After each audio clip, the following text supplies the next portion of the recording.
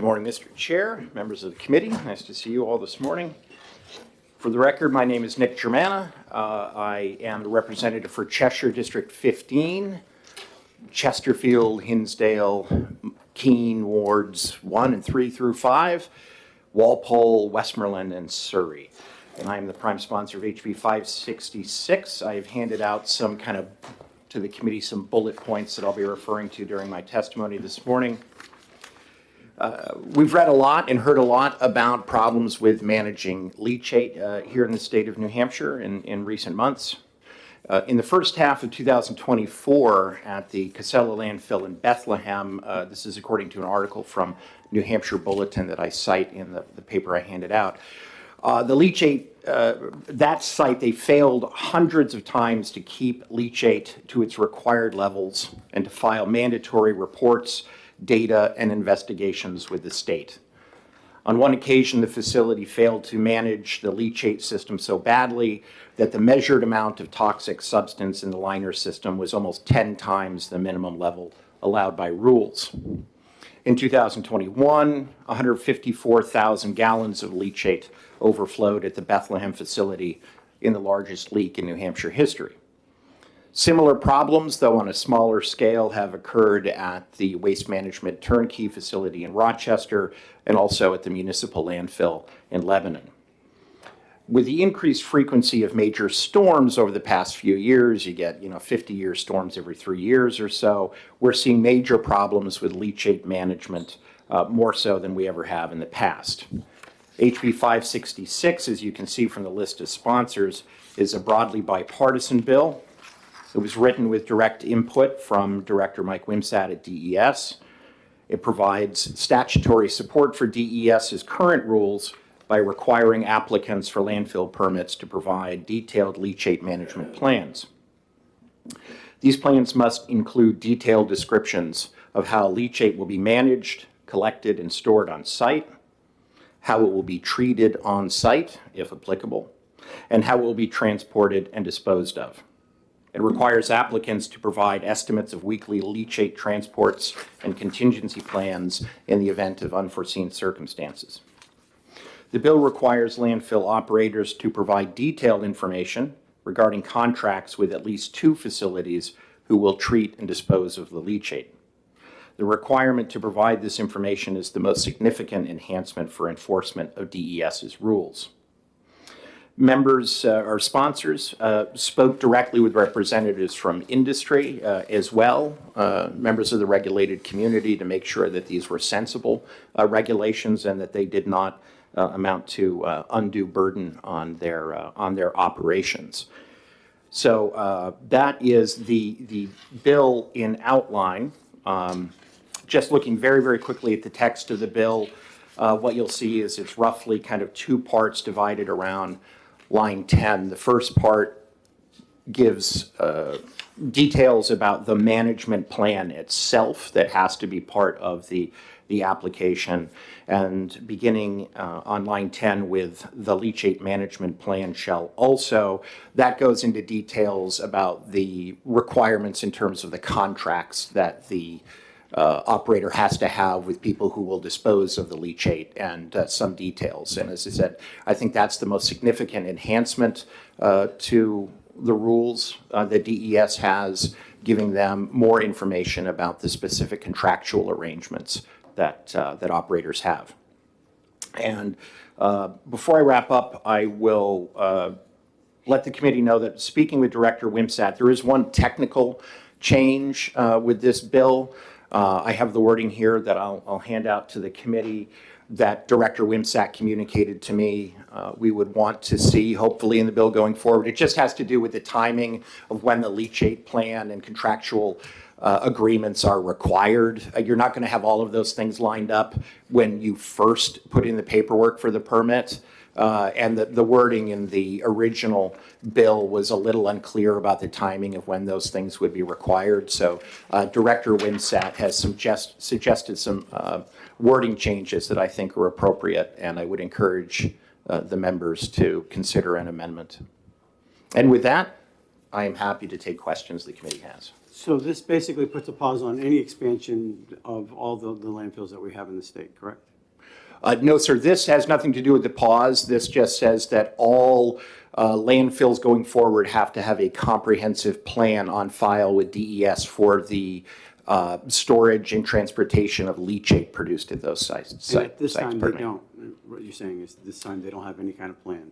At this time, there are rules regarding those leachate plans. This strengthens those rules and, as I said, provides kind of enhanced enforcement for DES by requiring specific contractual information between the operator and the folks who are disposing of the leachate.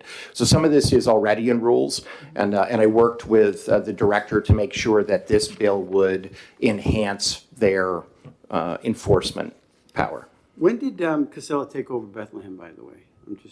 I don't know the answer to that. Because I knew that there was some situations prior to them taking over that, and there were some leachate issues back then. I'm not sure if they're the ones who fixed the problem, or if they did. Yeah, if they fixed the problem, or if they didn't.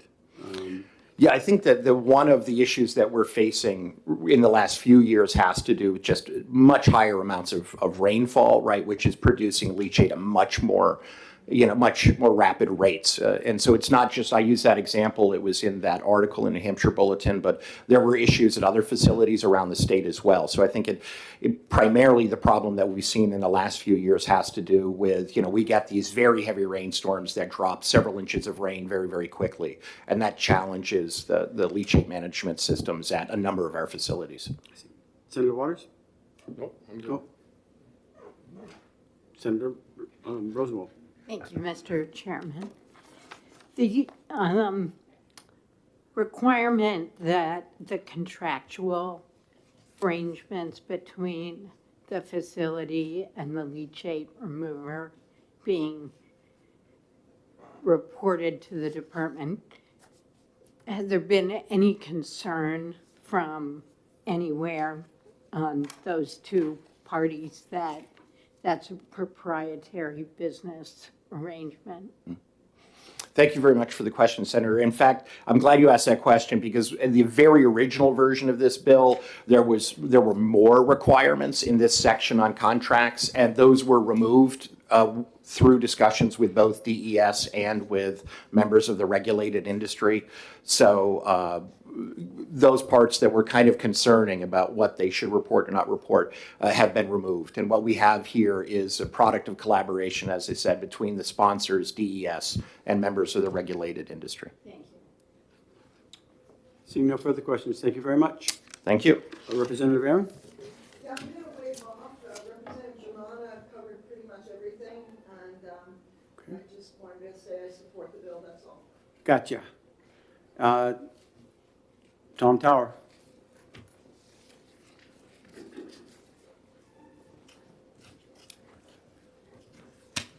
Good morning, Mr. Chair, Senator Waters, Senator Pearl, Senator Rosenwald. We appreciate the opportunity to speak this morning in regard to HB 566.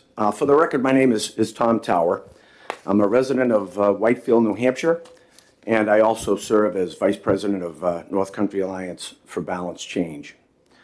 Over the years, we've talked a lot about what we feel are very important solid waste reform bills and environmental issues that are associated with those, but in all honesty, I don't think there's one that's more urgent than this one. I will take an opportunity to highlight even further some of what Representative Germana spoke about earlier, because I think the urgency of that really needs to be highlighted. But just as a backdrop, when people think of landfills, I think they look at mountains of trash. They'll look at trucks over the roadways. They may even experience some odors. Those kinds of things are nuisance related. They're definitely issues, but they pale in comparison to what goes on underneath that landfill. Leachate, garbage juice, if you will. I knew nothing about it 4 or 5 years ago. I know a lot more about it now, but I think the average person knows nothing about leachate. This is really bad stuff. few years ago, you'd hear about 1,4-dioxane and lead and other things being contained in this garbage juice, if you will.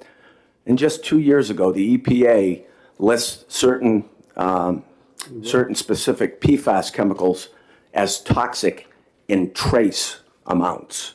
PFAS toxic in trace amounts. Leachate is riddled with PFAS.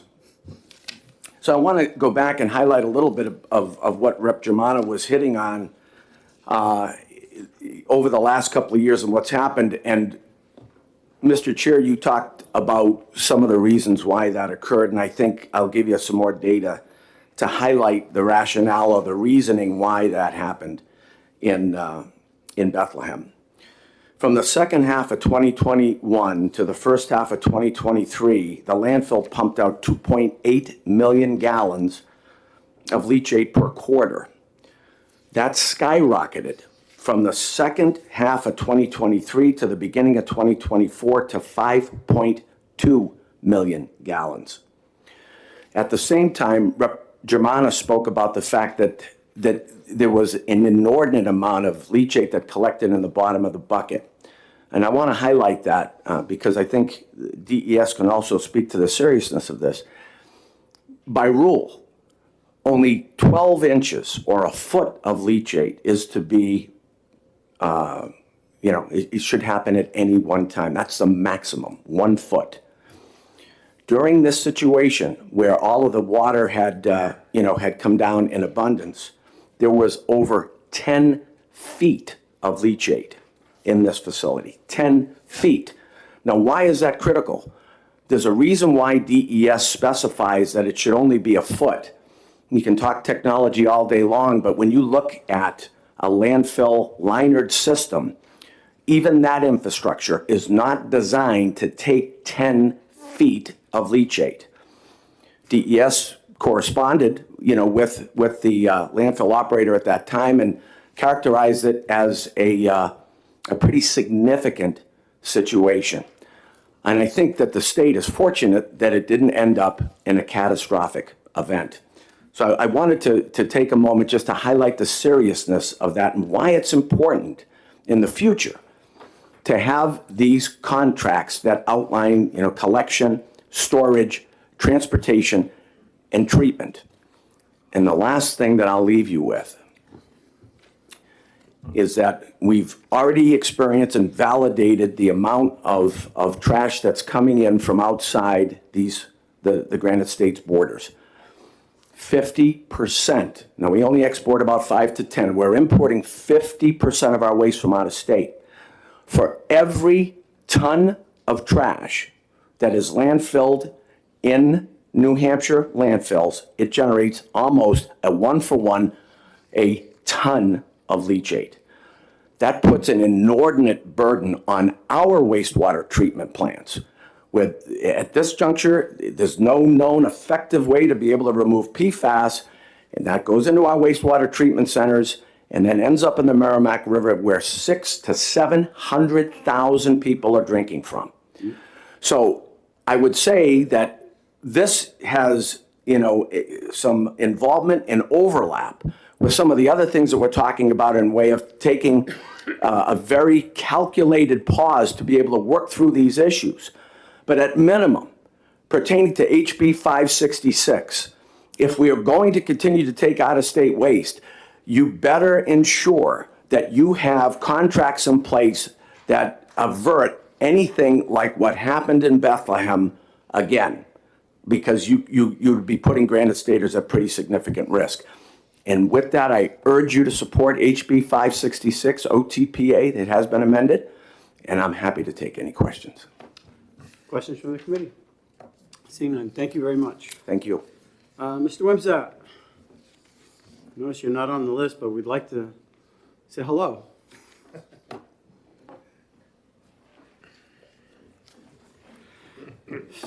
So you've obviously heard this bill already and made some suggestions.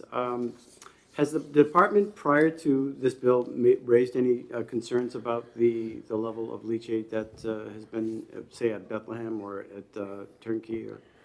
Yes, we are, for the record, Mike Wimsatt, Service Director of the Waste Management Division for New Hampshire DES.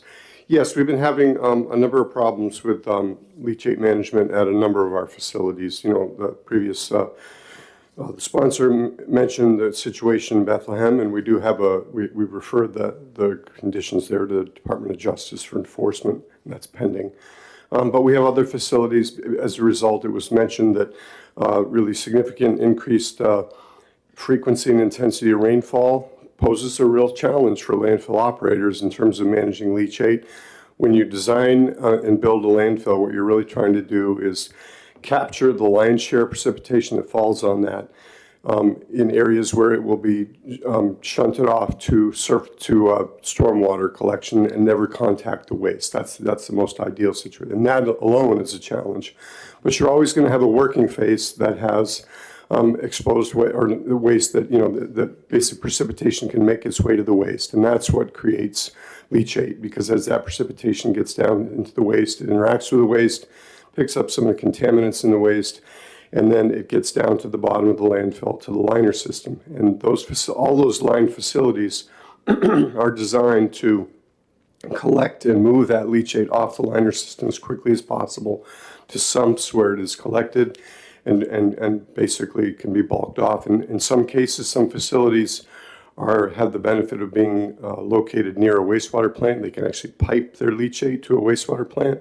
Other facilities don't have that situation, so they have infrastructure to collect that in tanks and then have tank trucks come pump it off, and then those tank trucks travel to wastewater plants for discharge and disposal and treatment of the leachate.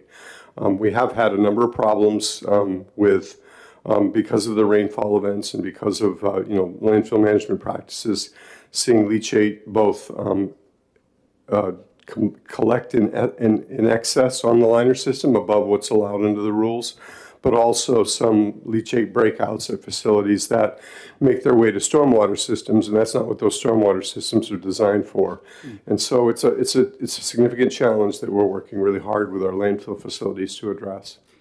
Do our current rules address this situation, or do they need to be tightened up? Our current rules do require that every facility have arrangements with at least 2 wastewater plants for acceptance of their leachate. And the reason for that is that we want to, is you can't, because leachate can be generated in such significant quantities, the facilities are not designed to store a significant amount of it on the site. And so you need to be able to have daily, in most cases, but most landfills, are daily truck trips to collect that leachate and bring it off to a wastewater plant. In the case where, because something can happen at a plant and it could shut down and say, not shut down necessarily, but say, we can't take your leachate this week or this month. So you need to have an alternate where you can bring it. And in practice, I think a number of facilities have at least an idea or arrangements with more than 2 facilities. The current rules don't require that they provide that information to us proactively, but they are required to have it, and we have the ability to request the information so that we can ask them, who are the 2 facilities that you are currently contracted with, and we could ask for the contracts. But this would put really a finer point on that, such that we'd have that information up front before we would give under this bill, before we would give operating approval for a facility. We would have to have that information in hand in our files. Okay. Questions from the committee? Senator Pearl. Thank you, Mr. Chair. Good morning, Director. Good to see you. I guess my question is, what is the necessity of this piece of legislation? I mean, you have rules in place and a process you're working. Do you feel this is something we need to add to strengthen your tools to address this situation, or are you comfortable with what you have to work with now?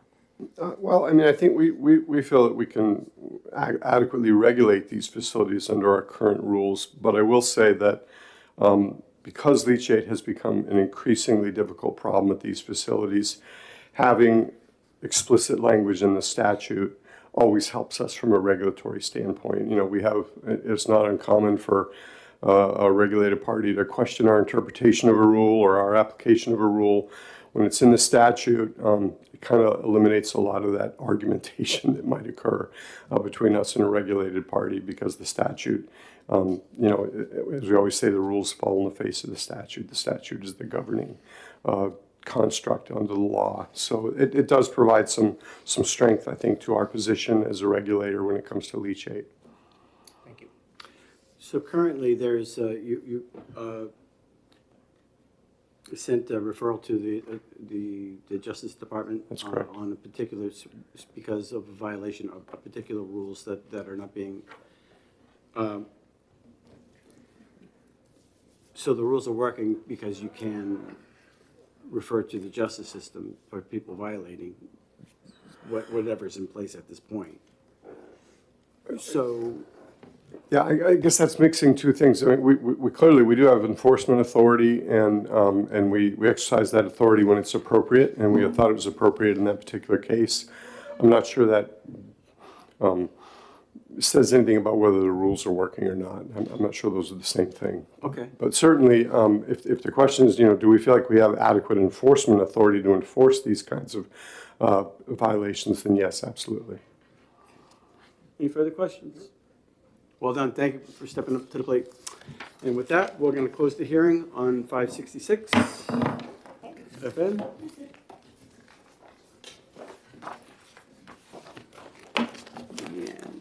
what's the next one? What time is it? So I'm going to leave at 10:40. 10:40. What time? I can't see the clock. Oh, okay. So the next one is 7:23?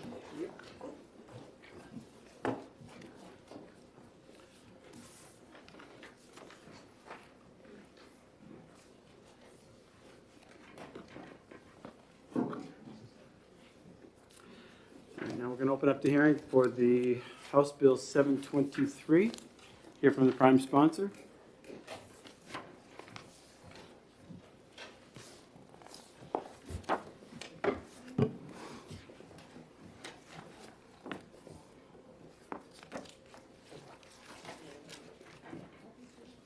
Whenever you're ready, Representative.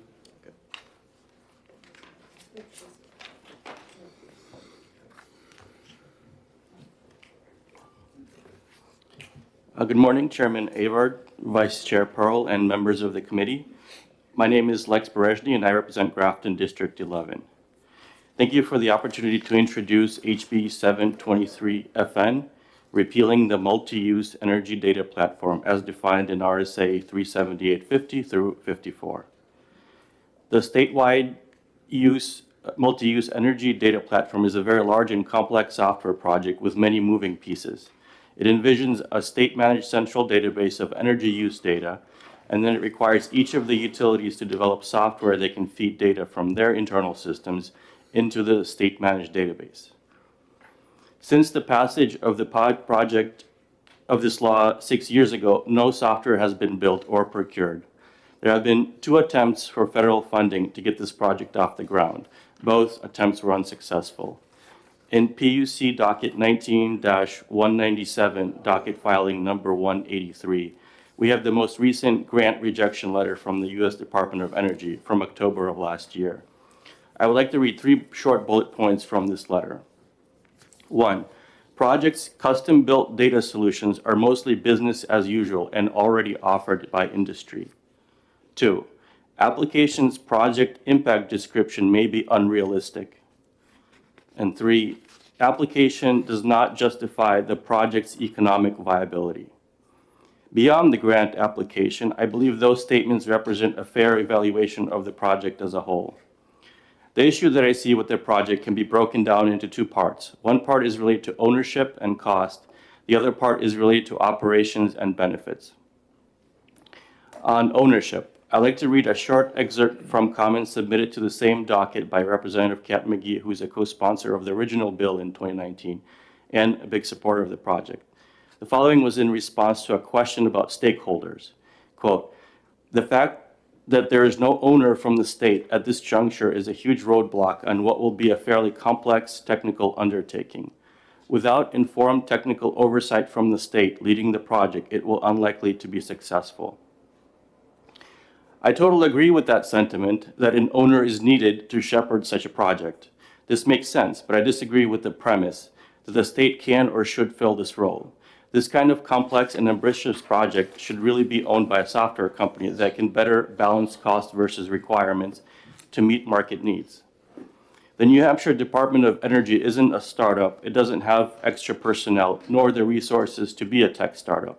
And I think if Department of Energy testifies later, they can speak to that. In testimony on this bill in the House, I heard that Unitil might be taking the role of project lead. And if that's the case, perhaps they can follow the normal rate case process as is followed for any other large capital projects. Unitil with other utilities can and should take the lead and define what they want to build and make their case for cost recovery. As things stand, this data platform law circumvents a lot of the common sense safeguards built into the PUC rate case process. For example, on the one hand, the law requires that the data platform be built, but then it also allows the project to be deferred if the cost is unreasonable. There's no limit on how long the project can be deferred. Therefore, I'd argue that project is in critical need and so shouldn't be in statute. After 6 years, we still don't really know how much this is going to cost. The fiscal note estimates the cost for just the utility portion to integrate with the platform at $5 to $7 million, with ongoing operational costs of under $500,000. The grant application estimated the cost of the platform at $35 million. But let's say that the Department of Energy hires new staff to run this project. The funding materializes from grants or ratepayers. The platform is built and goes live. There are still many issues and questions. The entire platform is opt-in for utility customers, and it's not clear what incentives folks will have to opt in. Without clear incentives or benefits, most people are not likely to opt in. My understanding is that without a large number of customers joining, the data will not be as valuable. There is an exception for aggregated data, and that might open up some privacy concerns. For example, if you can get the aggregated data for an apartment building with 5 apartments, and if 4 of those customers opt into the data platform, then you can easily calculate what the 5th customer's usage is. But let's assume that somehow we get enough customers to opt in and reach a useful critical mass. The next issue will be granularity of data. The vast majority of customers in New Hampshire have meters that only report monthly usage totals, and not the better AMR smart meters that provide daily or hourly data. Is the limited data still valuable enough to entice participation and thus cover the cost of the platform? That's an open question. If there are business customers willing to pay for this level of data, then presumably they could just fund the project now as well. Last point on the data hub before I wrap up. I'm a customer of New Hampshire Co-op, and they provide a portal where I can log in to view my hourly usage data. This all works without a statewide data hub, and as a customer, I don't see why I would opt in to additionally share my data with another database or want to build out such a database with my rate dollars. The statewide data hub seems primarily geared towards businesses and organizations, and so they should cover the cost, not the ratepayers. Also, I'll mention that Unitil also has a similar data hub that you can log into and get your daily usage. So it's possible to do today without this system.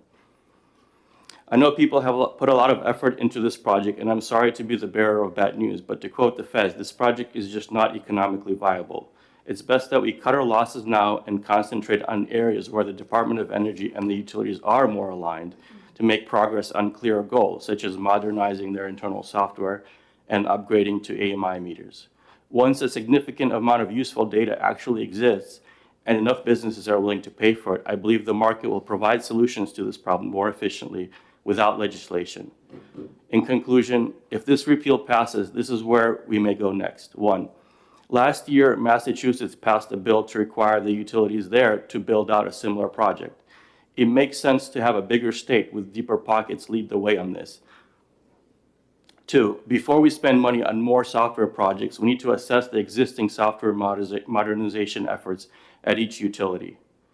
Finally, we need for there to exist a lot more energy data to justify the expense of building a data platform. How do we incentivize utilities to upgrade to AMI meters so that there is data for the data platform? Thank you, and I'll take any questions. Questions from the committee? Yes, Senator Rosenwald. Thank you, Mr. Chairman. Thanks for taking my question. If, as you suggest, this would more properly belong in the hands of a software company, doesn't that raise privacy concerns because they always sell data? Well, my understanding is the government would still have to contract with a software company, but be the manager of the project, which I've been in this industry for 20 years. I've worked as a government contractor for 10 of those, and I can tell you that when the government manages a software project and has a software company write the software, there's often a mismatch and politics gets involved and things just go on forever and it becomes a bottomless money pit. So if a company figures out what the requirements are and implements it, that can be way more efficient than if the government manages the requirements and then has the company implement it and then you kind of iterate and things can go on forever that way. And to your privacy question, I mean, the software company can build the software, but the government can run it themselves and have the security of the data. So just because a software company builds the whole thing, you use Microsoft Word, right? It doesn't mean that Microsoft has access to all of your documents if you run the word processor on your computer. So this would be the same thing. Follow-up? Thank you. So I'm most familiar with the two database systems that our Medicaid program uses. One is for determining eligibility, the other is for paying claims. The government didn't build either of those, but we license them. Would this be different from that? I think licensing would be better than having the government define the specifications and build it, which is what the current law says. Right? The current law defines some specifications, and then it says that the utilities have to get together and define more specifications. And so part of the 6 years that this project has been going on has been going through that requirements process. And that was the quote I read to you earlier kind of illustrates that the project, part of the reason why it's taking 6 years is because there hasn't been enough involvement of a stakeholder that can say, hey, this is what we really need to build.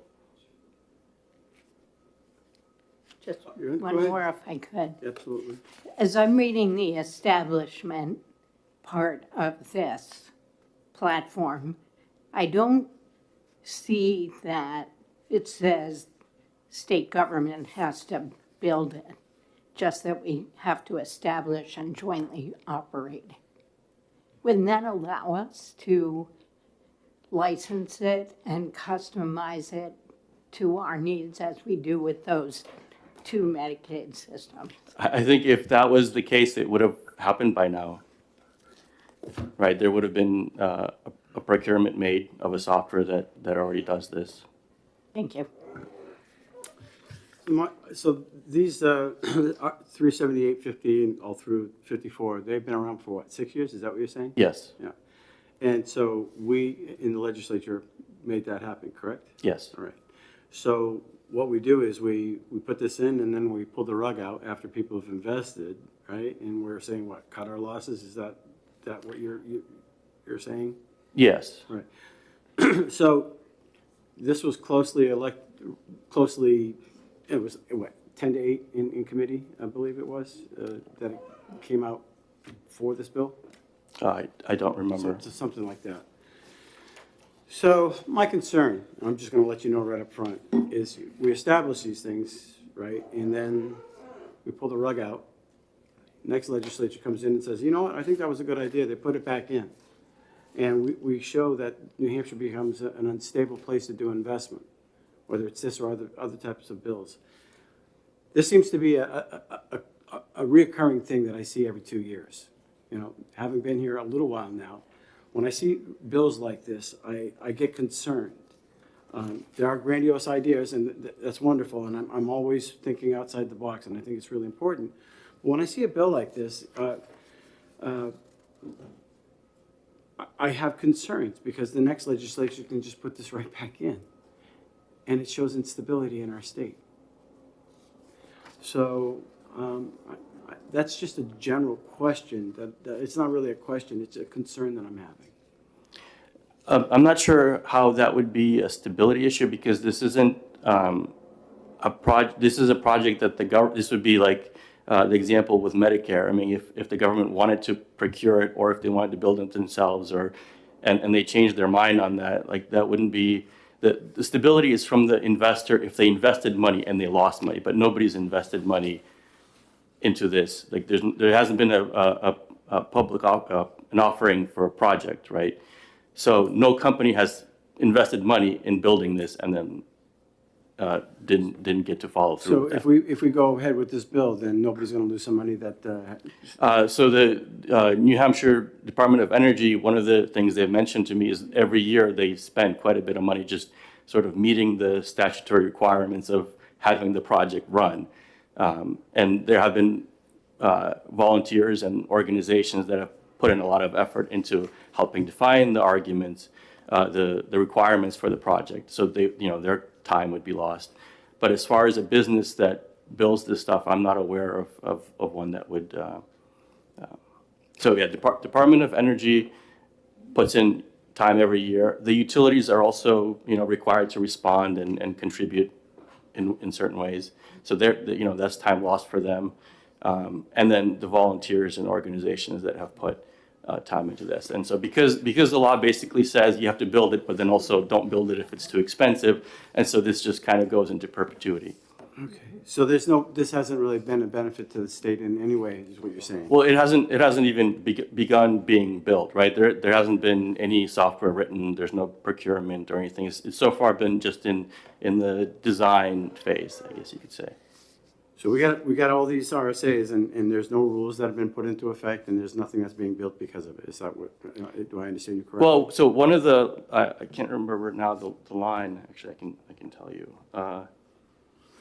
Not trying to be argumentative, I'm just trying to get a handle on what you're doing here. Yeah, so 378:51, Right. Section 3 says, the Department of Energy shall defer the implementation of the statewide multi-use online energy data platform pursuant to paragraph 1 if the commission determines that the cost of such a platform to be recovered from customers is unreasonable and not in the public interest. So basically, this can go on into, in perpetuity if they have to keep, so the Department of Energy has to keep working on it, or at least doing some things to make it seem like they're working on it. But then at the same time, nothing has to be built because if it's not seen as too expensive, then it just goes on. Well, I hugged up all the time. Senator Rosenwald. Thank you. I was whispering to Senator Waters because, and I should have been over here, 3 of us sit on Senate Finance. Do you know if the Department of Energy has requested to reduce their budget in this one small area? I'm not aware, no. Thank you. I will say from speaking with them, I think one of the things they mentioned to me is they basically just use the same resources they have, so the same people, and they just take time away from what they're working on now to spend time on this project. Now, it's not a lot of hours, but it is time spent. And I don't know if the Department of Energy is testifying after me, but you can definitely ask him that question. Follow? No. Okay. It's DOE waiver. Eventually, yeah. But I'm going to have, any further questions? Thank you, Representative. Appreciate thank your you. testimony. Hope we weren't too hard on you. Representative O's?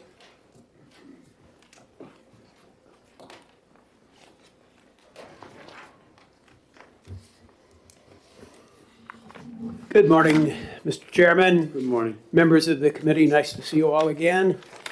I'm here to offer my support for House Bill 723.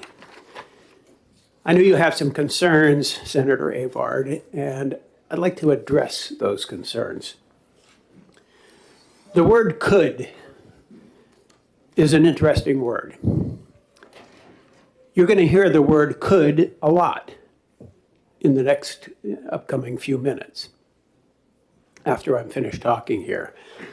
And what you're going to hear with relation to the word could is that this online data platform could do this, and it could do that, and it could do something else. But the question you have to ask yourself is, does this online data platform, as envisioned in existing statute and as envisioned in the plans that are supposedly underway to produce this data platform, do they actually produce anything? Is there a would as opposed to a could in terms of benefits for this platform? Could is an open-ended word that's an optimistic word and assumes the best. But would is a more concrete word that means something will actually happen.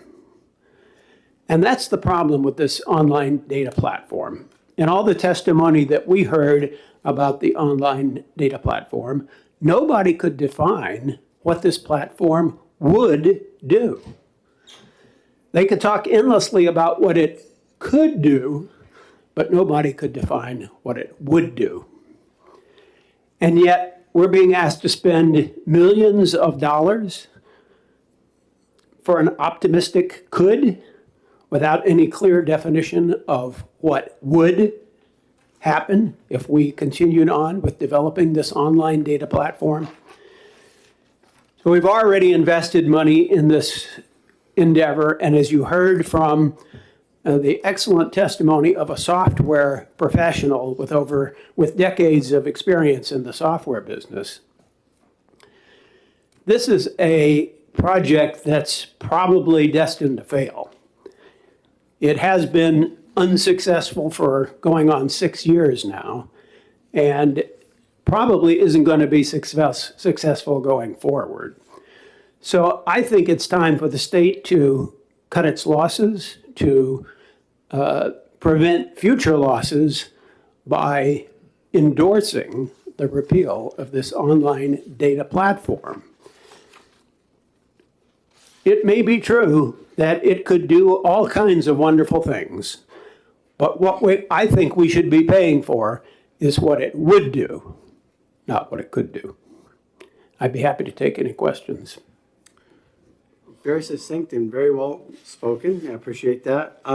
Has the department approached you on this for the repeal itself? Repeat the question. Has the department asked you to put this bill in, or when they testified on this bill, were they okay with it?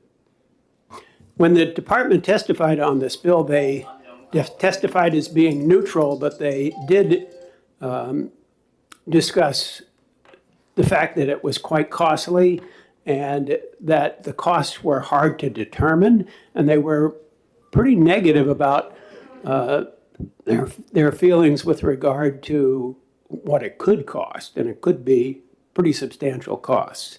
So that's got them concerned. I'm sure they will speak to that when they testify on the bill.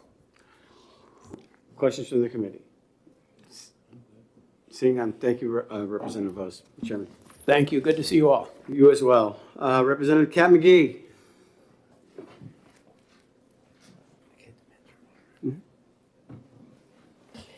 Thank you, Chairman Avard, members of the committee. Nice to see you all again. I am Representative Kat McGee from Hillsborough 35 Hollis. I asked your committee assistant to get us some copies of some testimony that was provided in the House hearing. And I have a very unique position, so I'm going to tell you a little bit of a story that isn't based on filling in the details of what we think is going on with the data platform.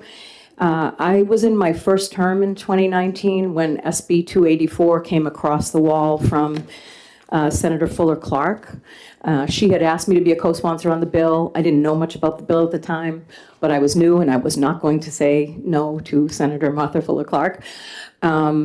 When the bill did arrive in our committee, the chairman of my committee asked if I would be willing to manage a subcommittee on the bill because it seemed like it might not be ready to go through from where it was at the time.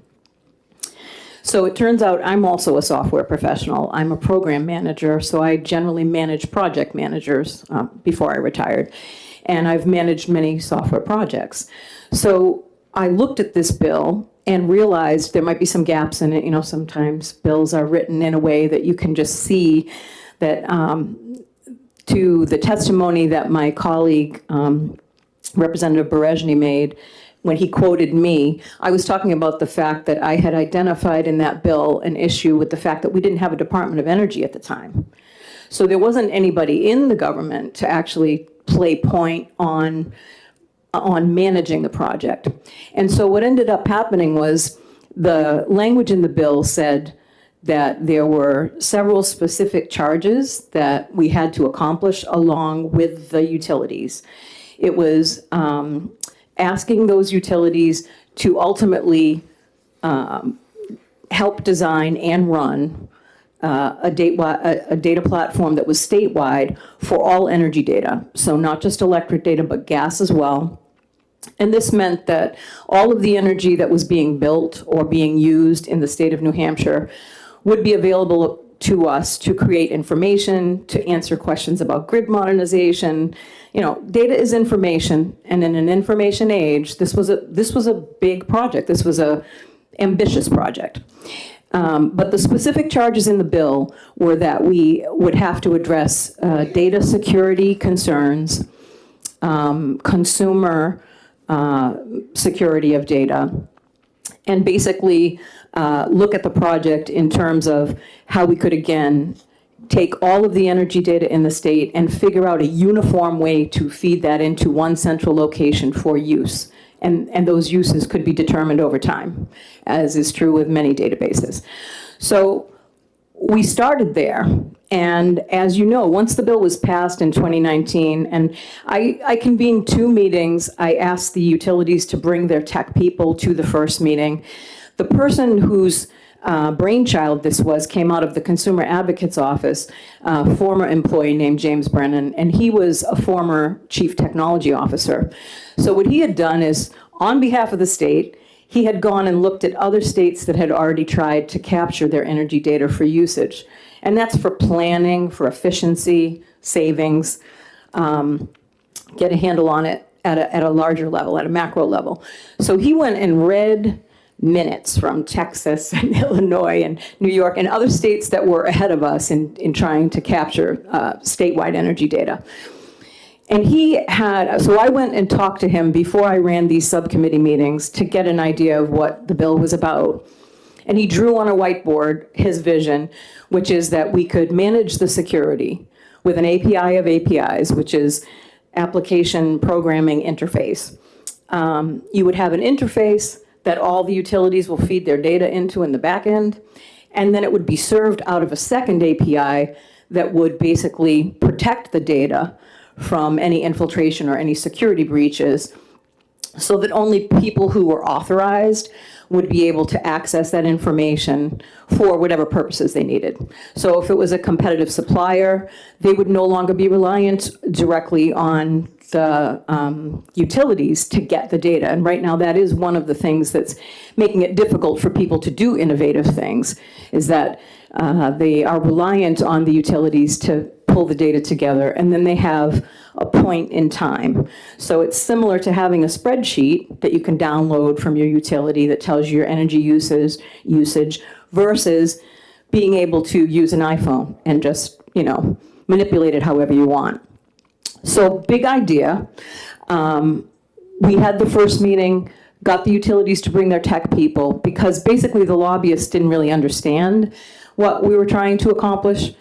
And we got through that meeting, there were cupcakes involved, and then we had a second meeting, and I basically asked the attorneys that were there to go through their concerns, and also for all the stakeholders in the room, what would be the benefits of having a tool like this? That list of benefits was much longer than the list of concerns, and of course, people shared similar concerns. And a lot of them were around the data privacy and the security and that sort of thing. But the law required that those things be adequately answered to the Public Utility Commission's satisfaction. And so what happened is we moved over to the Public Utilities Commission with DE 19-197, the docket. And I was asked, as the person who had been shepherding this, whether I wanted to intervene, and so I did. And during 2020, as you know, we were in COVID, so the docket went online, and and we ended up having people from around the country who were also software professionals who had helped other states come in and intervene on that project. And it turned into a wildly successful collaboration of technical people and interested New Hampshire stakeholders. And we had 15 8-hour technical sessions, and we are not unsure of what the tool will do. In fact, one of the handouts that I gave to you guys is Energy Data Hub Objectives and User Stories. These are the user stories. They are categorized in level 1, 2, and 3 in terms of priority. And this is literally what the tool will do, which has been known for some time. And the high-level objectives are on that first page. And then it also lists the advanced objectives of Public Utilities Commission dockets, where our regulatory folks have questions they can't answer without the data. And so grid modernization would be assisted by this tool. Alternative net metering tariffs, if you can actually find the information and contrast the information. And it goes on. I mean, it lists other dockets here as well. So we collaborated initially, and as you might imagine, the reason for state intervention is individual utilities don't want to share their data. That was one of the original pushback that we had, is that they don't see any benefit to sharing their data. So the project created a platform whereby they were all in, and they were all, they were all responsible for being part of this because the state had said, make this happen. It won't happen otherwise, and you won't be able to access all your data in one place ever. Like you said, Senator Avard, you'd have to do it again. You'd have to do all this work again. And so we went through the whole docket process. My testimony is in here, so you can see what I was saying at the time about what I knew of the project and what I thought it would yield. Then people who were much stronger technical professionals who had experience in energy came and joined the project as well. And we ended up with user stories rather than just a set of requirements, meaning that who will do what and what will it yield, what outcomes can they get from this tool. So you have that list. The members of my committee had that list, and they are still telling you they have no idea what the tool would do. This is a set of specs which is ready to go out in an RFP, which is also ready to go out. It has been approved through the Public Utilities Commission. And where we're at now is we're being asked to kill something because we're afraid it's going to cost a lot, when we are at the point of finding out literally what it will cost. All we have is speculation, and the fiscal note is totally just a fabricated thing. It's like, there could be this much amount of money, maybe not. But the utilities definitely have invested a lot of time, and Unitil is leading the project.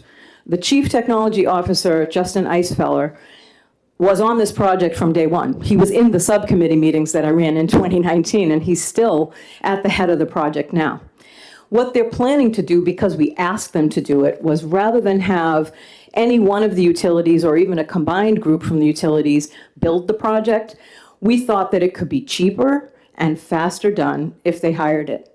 So that's where they're at. They're planning to send out an RFP, and there's also a document that is a rough Dunsky cost-benefit analysis of what having a tool like this in the state would yield in terms of millions back to the state.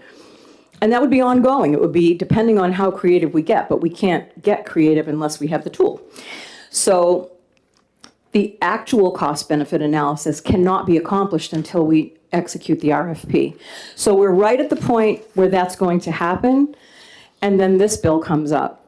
And When I say that, I'll tell you just a little bit more because I have a lot of firsthand information on this project. I've stayed engaged. I was in the PUC hearing in July of 2022 as an intervener. It was a unanimous, all the stakeholders were unanimous in presenting to the two then PUC commissioners.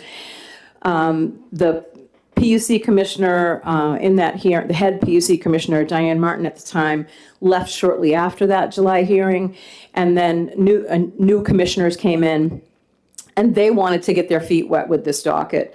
And, you know, they held it up for about another year after that 2022 hearing. And then the group that was managing this, well, I should say one thing. The other thing that was in the original language of the bill was that there needed to be a governance council, right? There had to be some way of managing this project where decisions could be made. DOE is part of that governance council. They're not responsible for this project. The project has tech people on it. It has stakeholder folks like Clean Energy New Hampshire on it. And it has all the utilities involved. So it has everything it needs in terms of decision makers. But without mentioning that there is a governance council, and they're the people that are continuing to present to the PUC, right, on what's happening with the project. They're the people who just signed off on the RFP that went to the Public Utilities Commission, and then they signed off on it saying that the RFP was what they expected it to be. So the project is actually far more together and ready to go and ready to yield us the information we need than what some of the information that I think was filled in was assumption. And the project is actually ready to hand off to somebody so that they can give us a quote. And so let's see. So the governance council is well established, and I think there may be other people that can speak to that behind me. But the last thing I'll say is that in the last year before we switched into 2025, there was federal money through a GRIP proposal available to states if they had energy projects that they needed help with. And what ended up taking so much time was that Unitil actually undertook asking other states if they wanted to join us in a regional tool. The regional tool is what was rejected, not our state project. Our state project is viable and, again, can be handed off to somebody to build tomorrow. So that project competed against 5 times the number of projects for the amount of grants they were giving out. We didn't get a grant. There were no other software projects that received a grant. Most of them were around grid resiliency. So I know this is probably more information than you want, but there are reasons for every step of the way that this project has been. And if not for that sidestep of trying to get money to put into building it and including others in the region in the concept, because many other states want to do this and they haven't gotten as far as we have. You know, I think then this would have been out in an RFP sooner than now. And I guess the last thing I should say is that what I don't understand why regulators or an energy department would not want more objective information about how to manage energy, because otherwise you can't really figure out where to get the savings from, and you can't inspire innovation because that information is, you know, invisible to you. So I've taken to using the phrase, you can't manage what you can't measure, and this is a measurement tool. So failure to have vision, it's not optimism to say that, you know, this was someone's vision and the state did a really good job of taking that vision and moving it forward. And the other thing I don't understand is, since I know our new governor is really interested in helping people with their energy costs, I don't see why she wouldn't want to take this as a win after all the years of work that have been put into it. And basically, you know, have it occur under her watch. Last thing I'll say, because there's a lot of things I wanted to cover. Cost, okay? We on my committee, we talk all the time about we can't spend pennies, right? We have an absolutism around spending any money. But in this case, this project will be amortized over 840,000 customers. That's gas and electric customers. And capital investment projects like this go out over 5 years or more. I mean, they can be adjusted depending on, what's coming in terms of the cost. But we don't have that analysis to make that decision. And we don't lose anything from letting the thing go forward because the PUC still gets to make that decision when those numbers come back. There's a process for it. So the legislature and the Senate don't have to kill this bill in order to save anybody money. It's not an amorphous process. It's a process that has a finite end.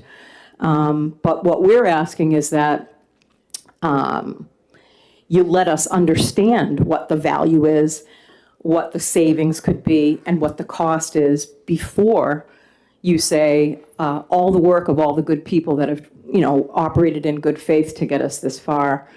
Who's going to want to do this again? Who's going to want to put their time in and help us when we ask them if, like you say, we pull the rug out from under something before it comes to fruition? So we lose nothing from killing the bill. And I think that's it, unless you have questions. I can probably answer your questions, but there are people behind me that can as well. I have a question on the timeline. Okay. That you have in mind. So would've, could've, what do we have to show for our money, and when do we see the actual RFPs come in? Is there a date certain that this particular investment will show some fruit? Yeah, that's a really good question. There may be people who have a better sense of that. I know the RFPs are designed to be coming back in the fall or the end of summer, and then by fall we should have the cost-benefit analysis of, there's a lot of different categories of where money can be recovered once you have access to your data, to use your data. And it also will depend on what we do with it. We can't figure out those things until until we actually can use the data. But as far as the return on investment, the cost and the return on investment are both anticipated back this year. So it will be in this calendar year. And then it goes back to the Public Utilities Commission for review of those results. So when you say when will we see it, it would depend when you get the responses to the RFPs back from the software companies that would be building it. They would give you a timeline, but I don't have that information. Senator Waters with a question. Just to follow up on Senator Avars, what I'm trying to get at is when will the RFPs be released? I think they're ready to go. Somebody else can tell you exactly, but I believe they were just reviewed at the PUC, and the PUC found them to be what they expected them to be. They've had them for a while. My understanding was that it was DOE that wasn't signing off, and it has to be unanimous. So, I don't know if they've signed off at this point, but I believe the PUC has already reviewed them, so they can answer that. I'm not in that process, Well, I'll wait. but they're ready to go. They're already done and ready to go. You used the word amorphous, Sorry. meaning? Indistinguishable, vague, hard to see, maybe. I mean, that's probably what I meant. Just for my own edification. Thank you Okay. very much. No further questions. No Thank question. you. Okay. Thank you. Mr. Crease? Thank you.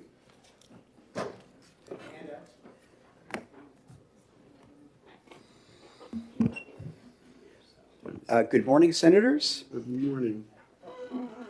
As you know, I am Attorney Donald Crease, and since 2016, I have had the honor of serving as the state's consumer advocate, tasked by statute with representing the interests of residential utility customers. I testify today in respectful opposition to House Bill 723, which would, as you know, repeal the statute enshrining a statewide utility customer data platform in public policy.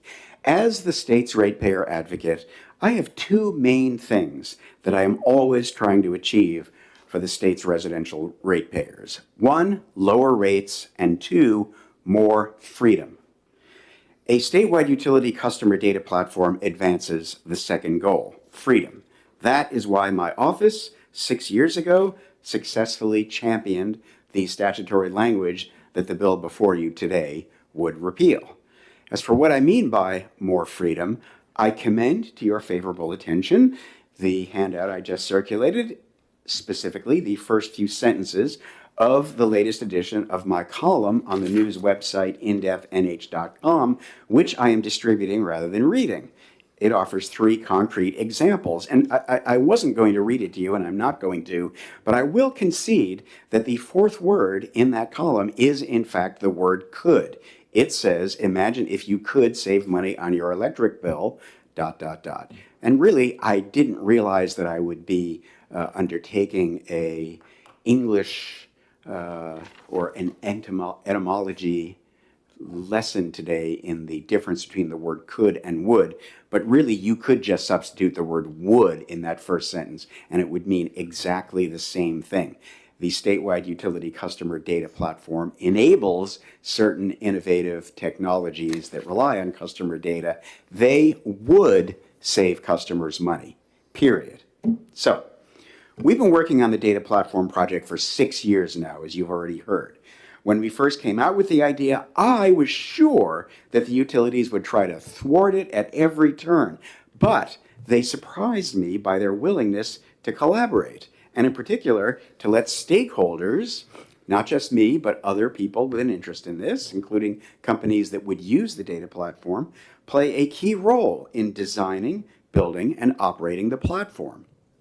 In my view, the only real question is whether the benefits of the project would justify the costs. And we are about to find out, because the Platform Governance Council is about to issue the 2 RFPs that will give us the nuts and bolts information we need. And as Representative McGee just told you, the PUC has just approved those 2 RFPs. So all that remains is the mechanics. They will be issued by one of the utilities, I believe Unitil, and we just have to go through the mechanics of having their procurement bureaucracy issue those RFPs. Thus, for the life of me, I cannot understand why anyone would think this is the right time to repeal the statute. Why not wait until the bids are in hand and the Governance Council has had a chance to put together at long last a definitive plan for moving forward? Given that, why did the House adopt this bill on what was almost, I'm just going to refer to the elephant in the room, on what was almost a 100% party line vote? Well, I have to assume your House colleagues read the majority blurb favoring ought to pass that appeared in the House record. Here's a couple of sentences from the blurb. Quote, "This data platform law circumvents the normal cost-benefit justification process and simply mandates that the platform be built. The majority on the committee felt that the benefits of the platform over what some utilities already provide are not clear, and if there are benefits, the utility should build this project by following the normal process without special carve-outs in statute." Well, with respect, those statements are not correct, particularly the first one. The language does not simply mandate that the platform be built. It authorizes the PUC to halt the project if the costs are unreasonable, and if the project is greenlit, the utilities must spend the money prudently, as with everything else they build and recover the cost of in rates. As to the other statement, which you've heard repeated today by Representative Berezhny, that if the project is so worthy, the utility should just build it by following the normal process. Well, that might be true if we were working on a blank slate. But does anyone here really think the utilities are going to move forward with this project if the bill to repeal the data platform statute becomes law? Spoiler alert, they will not. I listened carefully to what the lead sponsor of the bill told you this morning, and I guess I just have to respectfully disagree with some of the arguments he advanced in his testimony today. First of all, as I believe Representative McGee has already told you, some of the language that he quoted from is language that went along with the federal government's rejection of a proposal to create a regional data platform. So we found out that the federal GRIP grant program favored multi-state projects. So we thought, well, wouldn't it be great if we got the feds to pay for this? This is back during a different era of the United States history. And we thought, cool, there's federal money. Let's see if we can get the feds to pay for it. So we went through the process of reinventing the data platform as a multi-state initiative. And that is what the Federal Department of Energy rejected, and that is the language that Representative Berezhny quoted from you. And as Representative McGee also pointed out, the data platform bill doesn't require the state to build, own, or operate the platform. The platform would be operated and owned by the state's electric and gas utilities jointly. And, you know, I have to pause here for a second and tell you a story. Originally, as Representative McGee told you, the idea for the statewide data platform originated with a member of my staff. He wanted to build it and operate it right out of the OCA. I said I didn't think that was a good idea. So our first idea was to have the PUC operate the platform. Can you tell the committee what the OCA is? The Office of the Consumer Advocate. Thank you. Sorry. Just for the public's benefit. Sure. I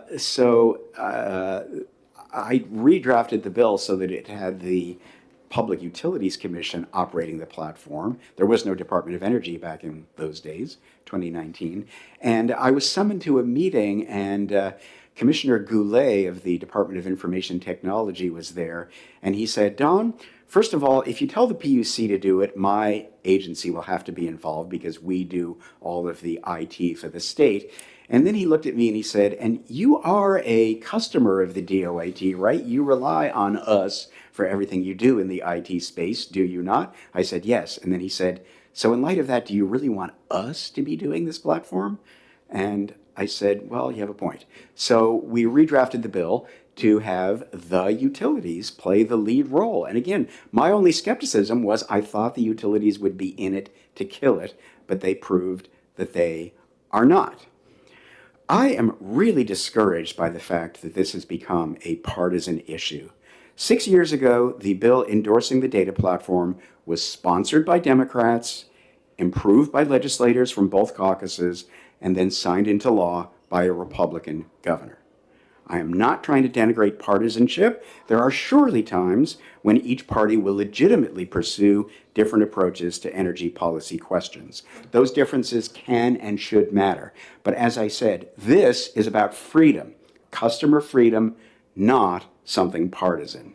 So I would respectfully suggest killing off the data platform right as we are about to issue the RFPs is no different than, maybe you heard this coming, suffering through the colonoscopy prep and then not going through with the colonoscopy itself. Sorry about that. You did tell them that Margaret's testimony was going to be about colonoscopies. It's just a thing, I guess. Anyway, that's all I really have to say. Thank you for hearing my testimony. I'd be happy to answer any questions. It's not a bad analogy, though, I really think. Well, it's lost on the youth. They don't have a clue. So, questions from the committee. So this bill was basically the law that is in effect right now was created 6 years ago prior to the Department of Energy. Has it been any use to the Department of Energy at all? Has it been any use to them? It's a newly created department, I guess, but, well. It really isn't my role to speak for the Department of Energy. I will say that the way the Governance Council is structured, every member of the Governance Council wields a veto. Literally, I could stop the project, the utilities could stop the project, the Department of Energy could stop the project, the other stakeholders with seats on the Governance Council could stop it. None of us have chosen to do that. If you read my column, you'll see that I'm exasperated with, I think, things that have slowed the project down, but nobody has wielded that veto. So if we don't have something soon, you could understand why there would be, what are we doing here? Right? Do we have, you said we had two RFPs Yes. in the works. And the cost benefit to those is going to be out there for everybody to see, obviously. And by killing this, by letting this bill go through, it would just shut all that down. Yes. So if it doesn't prove to be worthwhile, should we sunset it? That's a loaded question, but it's on the back of my mind because, put up or shut up is the idea. Sure. If it is clear that the costs of a project like this don't justify the benefits, then yeah, it shouldn't move forward. There is language in the statute that authorizes the PUC to make that call. And I will say, I personally, and this is right in my column, it's a bit of an edgy statement. I think the PUC is responsible for the fact that it has taken us 6 years to get to where we have gotten. No. I know it's shocking that I would say something like that, because they've insisted on micromanaging the project. This is a utility capital project, and the utilities are capable of planning and managing the project. It differs from other projects only in two ways. One, it's a joint project of all of the electric and natural gas utilities, and two, to their great credit, they have admitted all these other stakeholders into the planning process. They don't usually do that. But other than that, this is a garden variety utility capital project that has this provision in the law that allows it to be halted before it launches if it is too expensive, essentially. And so just to try to sort of read your mind, Senator Avard, something to consider, maybe to have the Senate re-refer the bill to committee, because we're really on the brink of being able to answer some of these questions. And, then maybe it does make sense to repeal the statute if it turns out that the project really doesn't have the kind of justification that some people had hoped it would. Questions from the committee? Thank you very much. Thank you. Is there anybody from the PUC here? That speaks volumes. Okay. Michael, I'm going to try Michael from the Community Power. Didn't want to speak. Okay, never mind. That's my bad. I did well. You did very. Nick Paul, Clean Energy.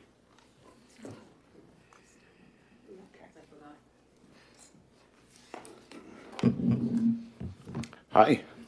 Good Hi. morning, Mr. Chairman, Senators. My name is Nick Paul. I'm the Director of Legislative Affairs at Clean Energy New Hampshire. I'm here to share some of the reasons for our opposition to HB 723, which would repeal the statutes that created New Hampshire's statewide multi-use energy data platform. I'm just going to go over a few broad fundamentals. I think you've had a lot of information thrown at you this morning. We might be a little lost in the sauce, so I just want to bring it back to a few fundamentals. Amorphous. Yeah. That's all right. My written testimony is much more detailed, so I hope you'll take some time to look it over. This data platform is about modernizing access to energy information in a way that supports both customers and the energy contracting market. It provides a secure, standardized way for customers to share their energy usage data with contractors, competitive suppliers, property managers, or efficiency programs. That's it. It's about unlocking value and reducing friction in how we manage energy. This is not just a transparency measure. It's a cost savings and market enabling tool. A draft cost benefit analysis submitted to the Public Utilities Commission last fall estimated over $27 million in net benefits in the first 5 years, and as much as $94 million over 10. These savings come from things like streamlining data exchange between utilities and authorized third parties, making it easier for consumers to participate in energy savings programs, and reducing costs for commercial landlords and property managers who currently pay high fees to access usage data across multiple units. Everybody benefits from this. Homeowners and renters who gain tools to manage energy bills and explore service options. Small businesses who can evaluate their usage and investment opportunities. energy contractors who can offer smarter, more targeted solutions to their customers, landlords and property managers who can reduce administrative overhead, and yes, utilities who benefit from automating what are now often manual and time-intensive tasks. New Hampshire prides itself on market-based energy policy. This platform is a market enabler. It allows competitive services to thrive and consumers to make informed decisions. Repealing it would preserve barriers that limit customer choice, stall innovation, and increase the hidden costs of doing business in our energy economy. So, to be clear, the platform is infrastructure. It's not a mandate. It supports smarter energy use. It supports lower costs and a more competitive energy services market. Repealing it would be a step backward economically, technologically, and ideologically. On these grounds, we hope the committee will retain the relevant section of RSA 378 and reject House Bill 723. Thank you, and I would welcome your questions, though since there are people in the room that were much more intimately involved in the implementation of the platform over the last 6 years than I have been, I would ask that you ask those lovely accomplished people questions about such implementation. Seeing no questions, thank you very much. Thank you.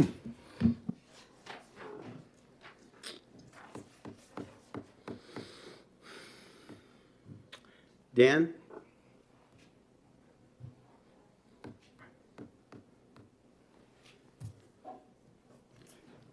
From the Department of Energy, and you are neutral. Ambivalent, amorphous. Hard to define. An amorphous word means itself. So I'm Dan Phelan. I am Regional Policy Director at the New Hampshire Department of Energy. Here today we are neutral on HB 723. I did want to talk, I think, about the resources that have been involved. I think that's a theme of the questions here. Because we've heard a lot about the data platform itself and the government's council. This is something, it was just described as a garden variety capital project. The process has been anything but, however. The department has committed hundreds of hours of resources. I've got someone who's going to take off half a month because of the overtime used in this process. And it's really been something that hasn't followed the traditional utility regulation process, where a utility would bring forward a capital investment, say it's a good idea for XYZ reason, and justify that to the Public Utilities Commission after a hearing with other folks having their say back and forth. And something that also hasn't been mentioned. So the GRIP application was something that was done for better or worse, but it did ultimately cost $150,000 in consultant fees. I don't know the hourly rates for utility lawyers or CTOs, but they've put a lot of hours into this, and those will ultimately be recovered from ratepayers at the end of the day. And so there are real concerns that the benefits won't come when the platform is built. The benefits are in a wide variety of different categories. Some are in utility practices, some are in third-party access to data, some are in customer usage, and it's not clear who will opt in, who will participate, and how those benefits will flow through to ratepayers in the end. And the data platform itself is going to be a little bit limited by what data the utilities can provide to it. We're years away from more than monthly interval data from the different utilities, and it's questionable how useful that sort of data is. So we've had a legislative directive to accomplish this data platform, and we've put our best faith efforts into making that happen. But it's not something that has been at no cost, and it's certainly something that is requiring significant resources from the utilities, from the department, from lots of different stakeholders, and will continue to do so as the law remains on the books. Glad to take questions about this. Senator Rosenwald. Thank you. Does the department, how many, if any, employees are specifically attached to this work? And did the department request in its budget to eliminate that position or those positions? We have not, because there's an analyst and a lawyer who are primarily working on it, and they accomplish this in time when they could be doing other activities. And it has been difficult to find the resources to put towards this project. Can I follow up? Thank you. As I'm looking at the fiscal note, there would be no, and I'm mindful of how expensive energy is in this state. There's no savings projected using, we could use the word could here, unless the platform was already built. So there are no employees that you're trying to get rid of, and there's no savings from passing this bill. Am I correct?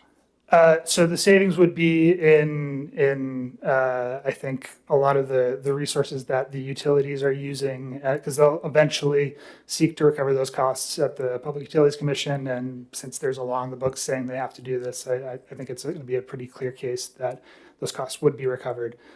So ratepayers are ultimately going to be paying for those costs. Follow up.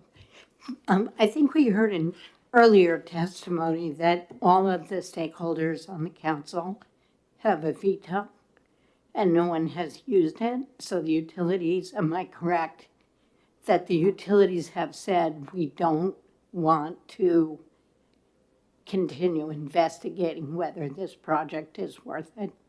I think as long as there's a law on the books, they have something that they can point to and say, we have to do this. And therefore their expenses are justified. So there's no real incentive for them to stop the proceeding. We, the department, have continued to engage. I said good faith effort. I mean a good faith effort to get this accomplished. And sometimes that means, us raising concerns about, NDAs or the construct of the sort of regional body, but they're detail issues that have been worked through. And one more, it's really more of a comment, as I'm also looking at the fiscal note. The annual operating costs look like a super good deal to me for the, close to 1 million customers? Because on that Medicaid management information system that we have to serve 180,000 people in the state, we pay license fees of $12 million a year. So this amount of money looks like a really good deal to me. So I understand why you say that. However, that is not the sum total of the costs of the platform. That is only the costs of the utility backend systems, because once you have a data platform, the utilities have to be able to talk to it and send data to it, get data from it. And so there will be additional costs related to building that main hub and the ongoing costs of that. What's there in front of you is just the costs to the utilities directly to operate the system separately. Well, Thank you. Isn't that what we would find out through the RFP process? Well, it's difficult because, we had some estimates of what the cost would be with the GRIP application program. That was for a multi-state platform, so it would be more costly than what we would just expect for New Hampshire. But it's very difficult. You know, the cost benefit analysis is very, it doesn't have the cost to it. So it's I don't know how useful it is right now. And we, yeah. Thank you. So we've invested money. Shouldn't we find out what we're going to get for it, rather than telling the ratepayers, say, you know, we spent a lot of money, but you know what? We're shutting the program down because, you know, we don't have anything for you. Well, it's a legislative priority that has been made by the legislature, and we're just in the position of enacting it. I think that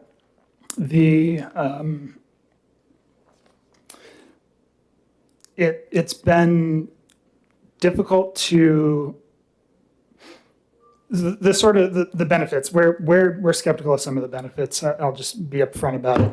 The benefit report has issues about, you know, adoption rates in Ontario and how does that compare to New Hampshire, and are the different categories likely to come through? I'm not sure. So I don't know if we're going to get to a place where we can see the benefits without making a very significant cost decision. Senator Pearl. Thank you. I guess, would you agree that we're sort of on the precipice of understanding what some of the costs might be, and maybe it would make sense to give this just a time for the RFP process to go out, and if it doesn't prove its merit, that the project should just sunset? Would you agree that that's maybe a way the legislature could view that? I think that's a bit of a legislative decision that's above my pay grade, and I'm here to implement what the legislature directs. That's why we get paid the big bucks I guess here. that's it. I'll rephrase it. Would you think that would be a good business approach to this? I think we've put a lot of work into it, and the department is concerned that the benefits are not going to flow. Why wouldn't you veto it then? Because we have a legislative directive to enact this. We're trying to it's not, the decisions about vetoing are not like big picture yes or no things. They're more detail oriented. Yeah. Well, but you have the authority to veto up and down the whole, everything that's, you know, pertaining to what's going on here. Have you raised any concerns at all? We have, yes. But didn't veto? We've worked through the process and come to good positions on things. But I'm not trying to be a stickler, but I mean, you are allowed to veto and shut things down, right? So, you know, the things that we have, that there are votes on are like, should the RFP package be sent to the PUC? And basically, does the RFP, then the question is, has the RFP itself met the commission's orders for what it should look like? And we can say, no, we think you missed the commission's point here or there, or yes, we think this matches the commission order. But that's the kind of decision that we're faced with. I see. Yeah. Okay. Any further questions? Thank you very much for taking the time. Appreciate it. All right, Alex.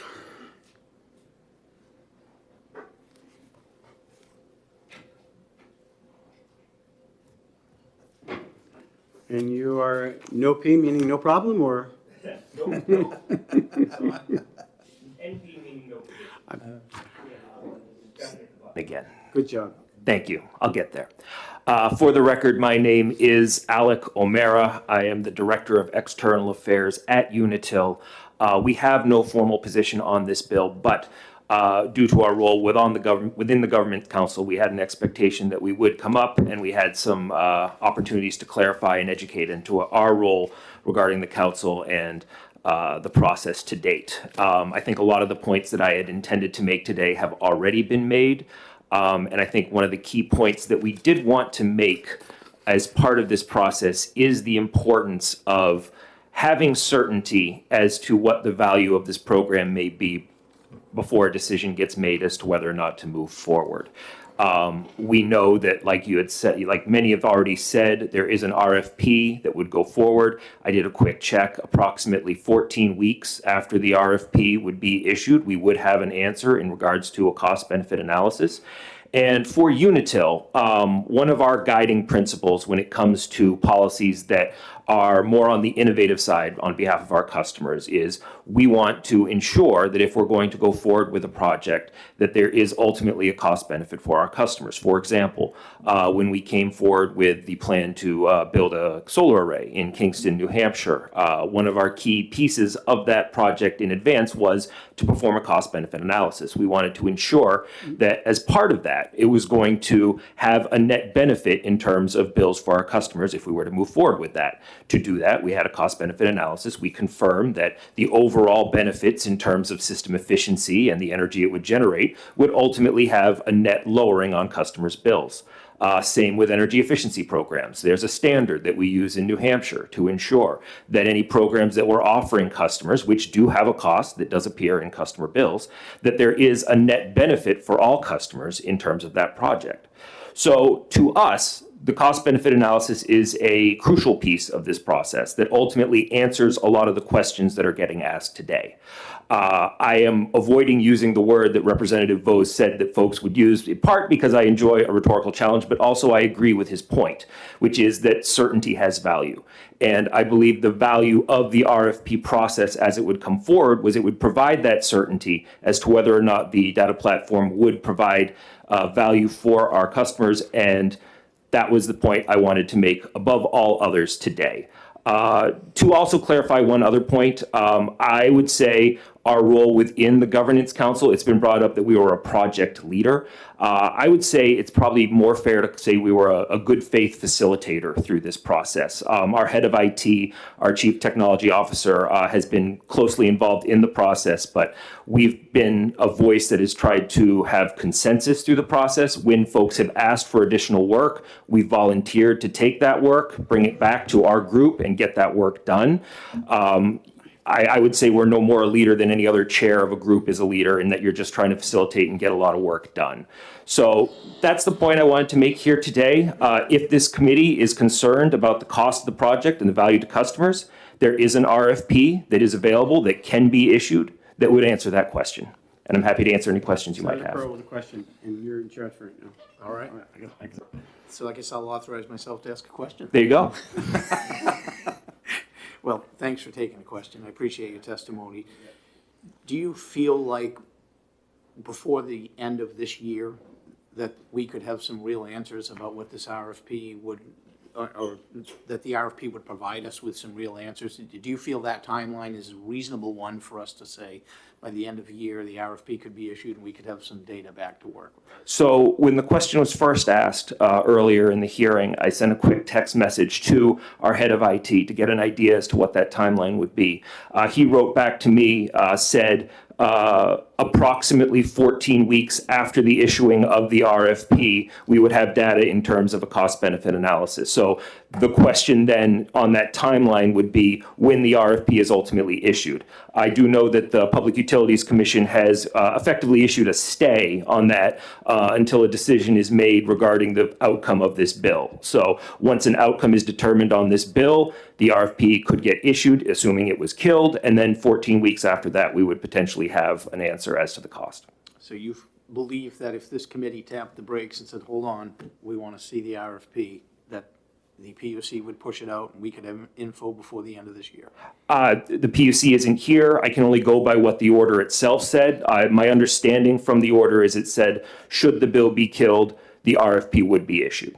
And what if the bill were not killed and it was just held waiting to see what the RFP looked like? I guess that would be a question for the PUC. Yeah, I sort of was just gauging, you're working on this project, your understanding, and I just wanted your sense of if you felt that we held on to this for a little bit, if they would move this process forward so we could have more info. I only know the Governance Council has completed its work, so the RFP is now with the PUC. Ultimately issuing lies with them. Fair enough. further questions? Looks like it's down to you and me. All right, thank you for your testimony. You're very welcome. By my read, that is everybody on the list. Is there anybody else that would like to testify on Senate Bill 723? Excuse me, House Bill 723? All right, seeing none. Oh, we got one in the back? Oh, come on up. I'm sorry, I didn't see your hand.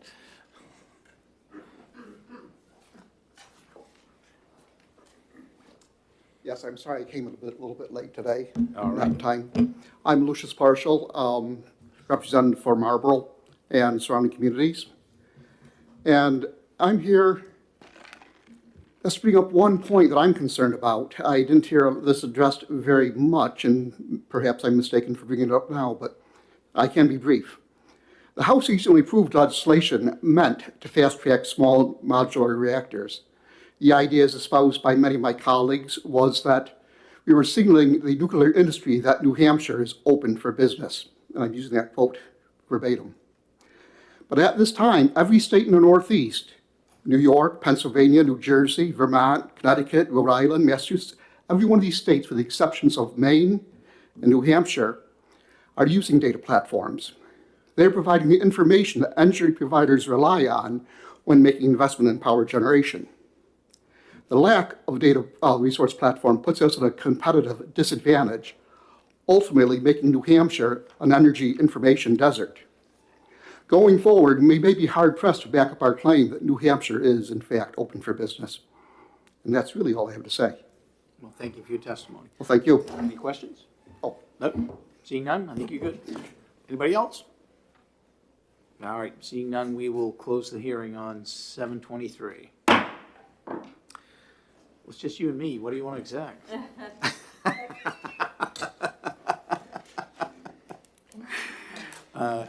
Actually, I want to take about a.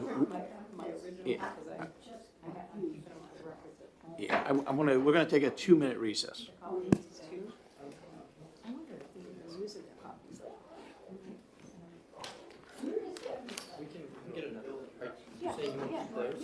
You can keep those. Oh, okay, good. Yeah, that's what I figured.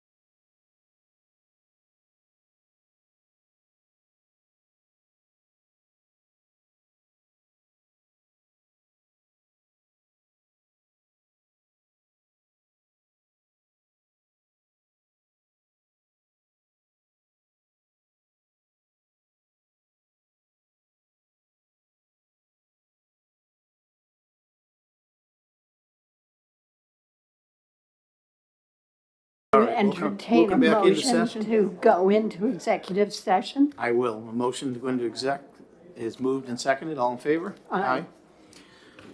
I will move re-refer on House Bill 723. Second. I think we want to, send the message that we're interested in seeing what this RFP could produce. So hopefully the PUC will see this as an opportunity to move forward with this process and give us some more info. And so that's why I would support this, and this will push the date off until later this fall, and we'll get a chance to see. Hopefully the information will come forward by then, and we can get a chance to see it. Further discussion? No, I agree with everything you said. Can I make a note of that? Because it's the one time. Right. All right, seeing none, all in favor? Aye. Any opposed? I'll move consent. Yes, second. All in favor? Aye. And I'll take this one out. Okay. Now, you wanted to talk about 250. I did. Can I have my email back so I can explain it to you? Yeah, good.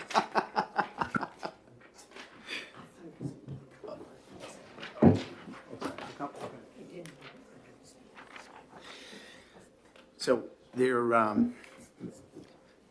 let's talk about House Bill 250. There is an amendment that I have provided. I actually found it.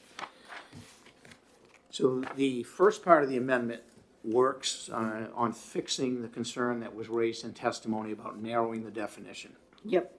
The second part is addressing an issue that Representative Aaron brought up and that Commissioner Jasper has weighed in upon about.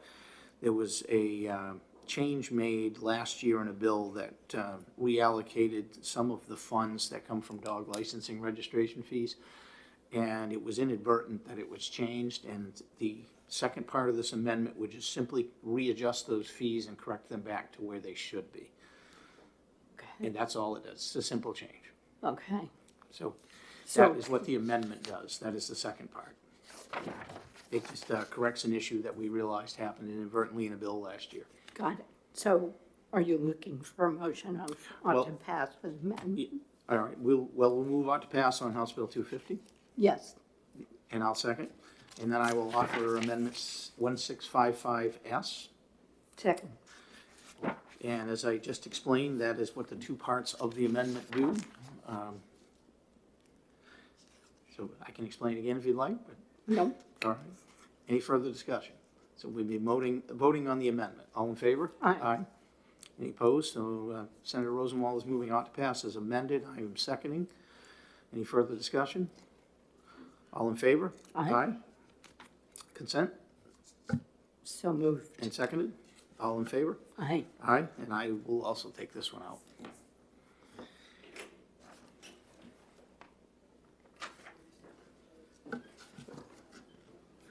I have no further bills that I'm comfortable going on with just the two of us right now. So with that, I'll take a motion to come out of exec. So moved. I'll second. All in favor? Aye. And with that, we are done for today.